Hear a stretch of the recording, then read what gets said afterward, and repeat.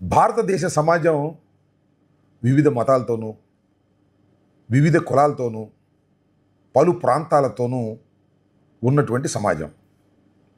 అయినా అఖండ భారతం ఐక్యంగా ఉంటుంది.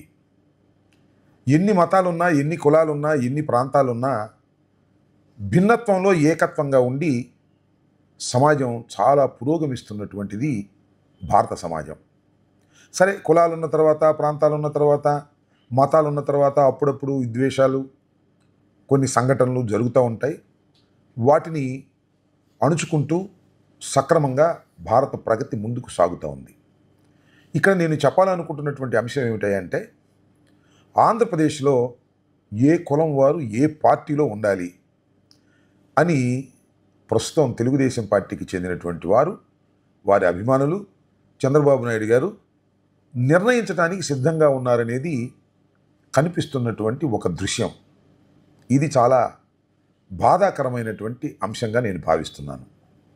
ఎందుకంటే ఏ కులం వాళ్ళు ఆ కులంలోనే చేసుకోవాలనేటువంటి సాంప్రదాయాలు ఉన్నా వాటికన్నిటికీ భిన్నంగా ఇవాళ కులాంతర వివాహాలు, మతాంతర వివాహాలు జరుగుతూ సమాజం చాలా పురోగమిస్తూ ఉన్నటువంటి సందర్భం. అయితే ఆంధ్రప్రదేశ్లో మాత్రం ఈ కులం వారు ఈ పార్టీలోనే ఉండాలి అని నిర్దేశించేటటువంటి కార్యక్రమాలు చేస్తున్నారు. రీసెంట్గా సత్తెనపల్లి నియోజకవర్గం పెదనమిలిపూర్లో గుత్తా లక్ష్మయ్య అనే వ్యక్తిని అక్కడ డిఎస్పి హనుమంతరావు ఏమన్నాడో మీరు వైరల్ అయినటువంటి విషయాలు చూసే ఉంటారు.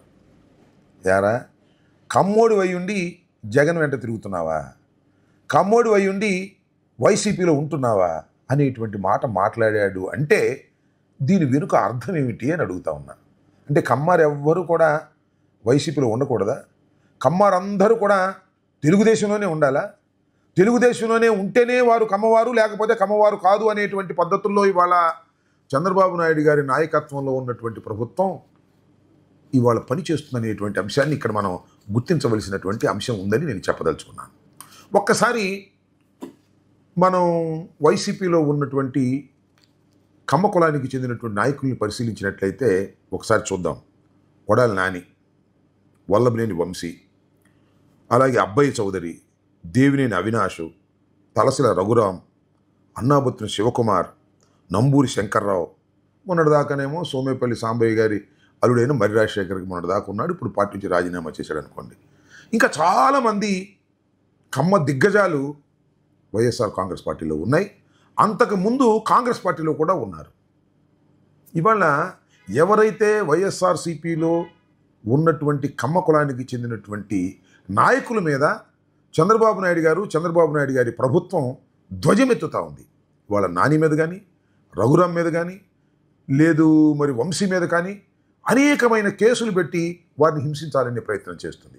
అలాగే అబ్బయ్య చౌదరి గారి మీద కూడా అనేకమైనటువంటి కేసులు పెట్టి ఇబ్బంది పెట్టాలనే ప్రయత్నం చేస్తుంది. దాని అర్థం ఏమిటంటే, నువ్వు కమ్మారవై ఉండి జగన్ అమ్ముడుతుంటావా, వైసీపీలో ఉంటావా, చంద్రబాబు నాయుడు గారు అమ్మట ఉండవా నువ్వు అనేటువంటి ఒక కుల అహంకారంతో ఇవాళ చంద్రబాబు నాయుడు గారి ప్రభుత్వం పనిచేస్తుందని నేను చెప్పదలుచుకున్నాను. ఒకసారి పరిశీలన చేయండి మీరు.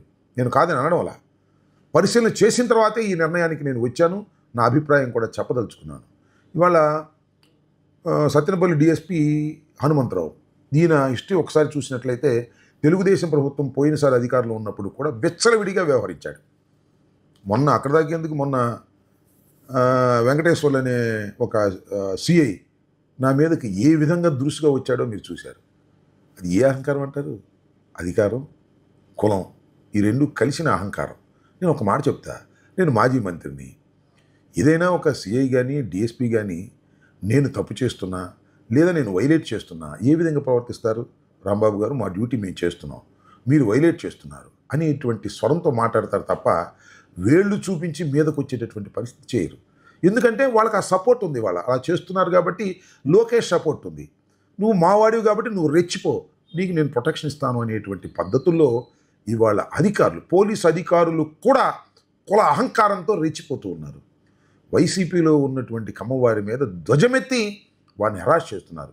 వారి వ్యాపారాలకు సంబంధించి కానీ, వారి మీద క్రిమినల్ కేసులు పెట్టడంలో కానివ్వండి, ఆ విధంగా వారిని హెరాస్ చేయటం అనేది సమంజసం కాదని ఈ సందర్భంగా నేను చెప్పదలుచుకున్నాను. అందువల్ల చంద్రబాబు నాయుడు గారు ఇప్పుడు అధికారంలో ఉన్నా ఇలాంటి ఛాయలు కనిపిస్తూనే ఉన్నాయి. పోయినసారి 2014-19లో కూడా ఇదే తరహాలో చంద్రబాబు నాయుడు గారు వ్యవహరించారు. అలా వ్యవహరించడం వల్లే చంద్రబాబు నాయుడు గారు దెబ్బతిన్నారనే విషయాన్ని కూడా ఇక్కడ ఒకసారి గుర్తు చేసుకోవాల్సినటువంటి అంశం ఉంది.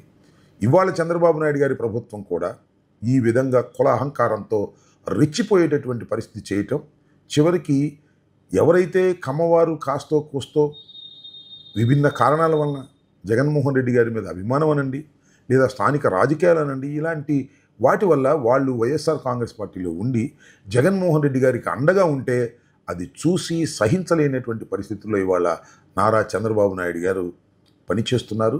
దీన్ని అందరూ, అంటే ముఖ్యంగా కమ్మవారు కూడా ఖండించవలసినటువంటి అంశం అని ఈ సందర్భంగా నేను సవినయంగా